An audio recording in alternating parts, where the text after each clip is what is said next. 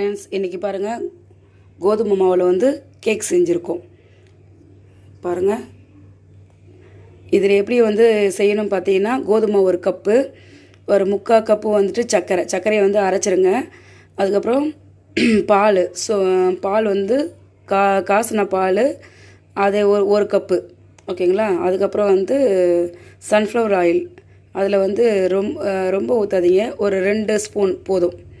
அதுக்கப்புறம் வீட்டில் நீங்கள் வந்து சோடா மாவு இருக்கும், ஓகேங்களா. வீட்டு சோடா மாவு இருக்குல்ல, சமையல் சோடா, அது கொஞ்சமாக ஒரு 1/2 ஸ்பூன், அவ்வளோதாங்க இன்க்ரீடியன்ஸ். அது நல்லா கலக்கிட்டு, அதுக்கப்புறம் நம்ம வந்து குக்கரை வந்து ஒரு 5 நிமிஷம் சூடு பண்ணிவிட்டு, அதில் ஒரு தட்டு கவுத்து விட்டுட்டு, இந்த மாதிரி ஒரு பவுலில் ஊற்றிட்டு வச்சுட்டு ஒரு 1/2 அன் ஹவர் சிம்மில் வந்துட்டு எடுத்தால் சுவையான கேக் ரெடி ஆகிடும். பாருங்கள், பிடிச்சிருந்தால் லைக் பண்ணுங்கள், ஷேர் பண்ணுங்கள், கமெண்ட்ஸ் பண்ணுங்கள், சப்ஸ்கிரைப் பண்ணுங்கள். தேங்க்யூ.